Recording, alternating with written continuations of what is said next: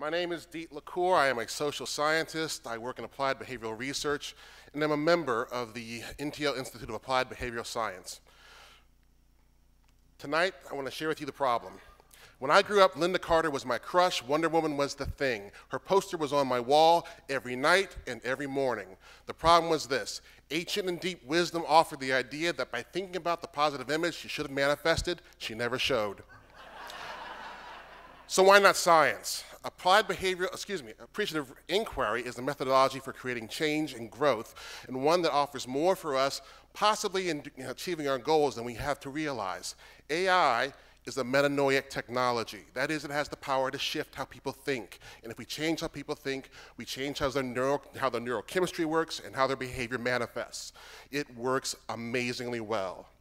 One of the things I want to talk to you about with AI is this. It came from Cleveland. In 1980, a guy named David Cooper Ryder was working with the Cleveland Clinic and found that the more he focused on what was wrong with the system, the more dysfunction they got, the more madness that was created. When he focused upon things that worked, things changed. AI is about strength, power, success, what works, versus non-AI approaches which focus on the deficit, dysfunction, pathology, and what's wrong. AI looks at the individual and says this: you are a mystery to be researched and explored. A problem-focused approach is about looking at individuals as something that needs to be fixed, that something is missing. Appreciative inquiry takes us to look at some very specific ideas. The flavor of AI is quite simple. Individuals and systems are heliotropic. They move in the direction of the thing that inspires and motivates the generative core. We leverage that power when we use this methodology for personal growth. AI says the question is what is important. The question directs where we go and what we will find in the container. If we query into success, we get better results than if we query into failure. AI offers this, pretty much that there's always something that works inside the individual, there's always something healthy, vibrant inside the person.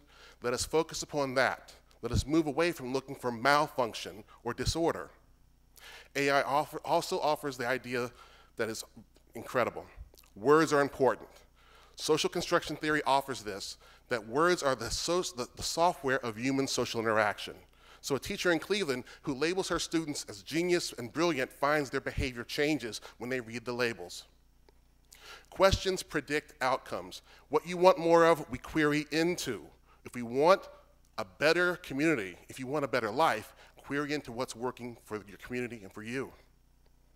AI also offers another simple idea.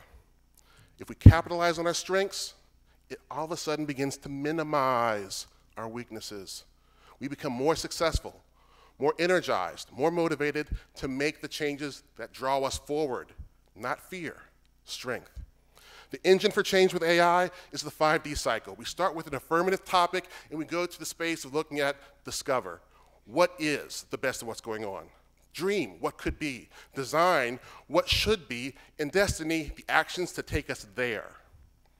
So let's sprinkle some AI on the idea of career growth. AI offers a simple question. Tell me the story about a time when you stood out in your career. Tell me a story about a time when the people above you saw you and said, you gotta be on our team. If we sprinkle AI on relationships, tell me a story about a time when you felt most connected. Tell me a story about a time when you felt most loved.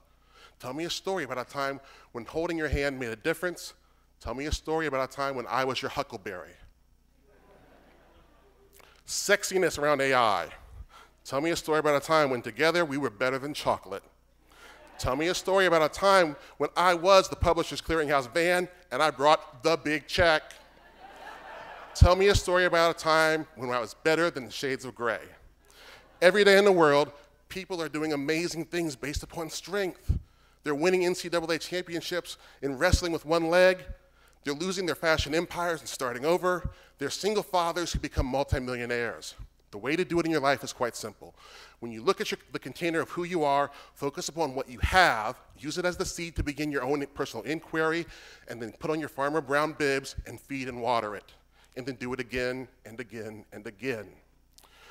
Positive psychology, appreciative inquiry aren't innovative and aren't new. They are the way people are moving the world, globally, at different levels of systems, in different institutions, in the government, and in corporations.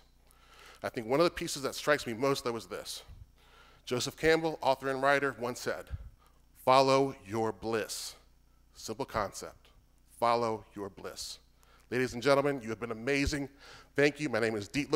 Have a great evening.